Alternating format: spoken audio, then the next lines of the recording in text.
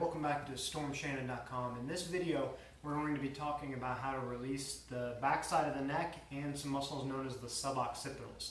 There should be a picture right below this that kind of outlines the different muscle groups we're talking about. The suboccipitals are the tiny little muscles located right at the base of the skull.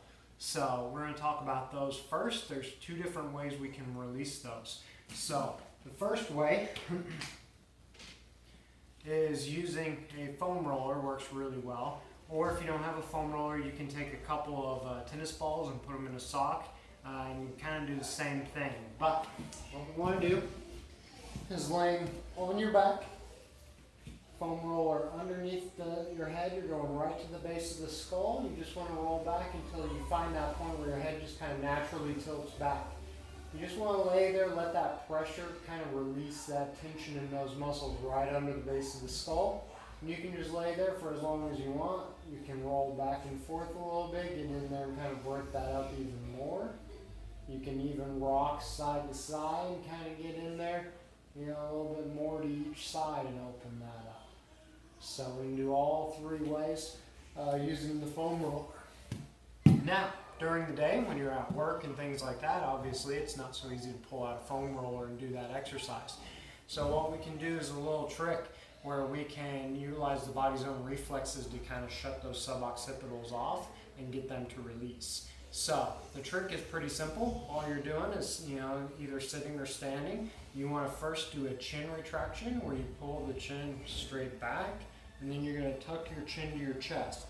In that position now, I'm going to use my eyes and I'm going to look up and I'm going to look down.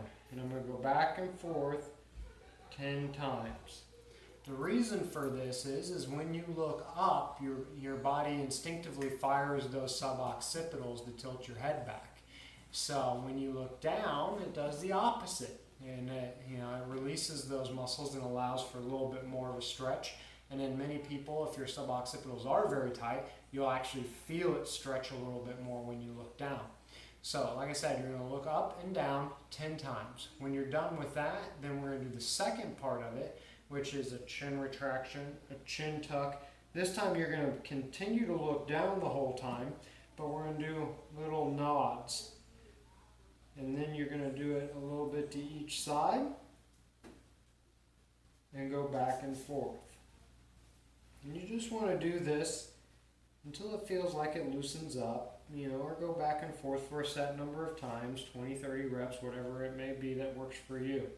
But again, the key is you want to look down the whole time. That helps to shut those off. The nod, really helps to stretch those muscles right at the base of the skull. And by going side to side, we can isolate the right side and the left side. And that way we can free it all up. So that's for the suboccipitals. To get into the rest of the neck, we can do very similar things. The same chin tuck works a little bit, but doesn't really stretch it as much. So you might add a little bit of overpressure to it to get the rest of the sides. And you can do that as well.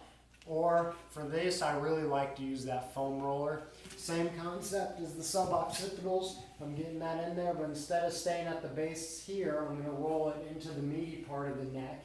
And I can either hold pressure, I can go side to side, or I really like in this one to really kind of roll back and forth, or even nod the head back and forth. Go to the side to get that nod in, go to the other side, same thing, and go back and forth until I loosen all the tension and all the tenderness up through the back side of my neck.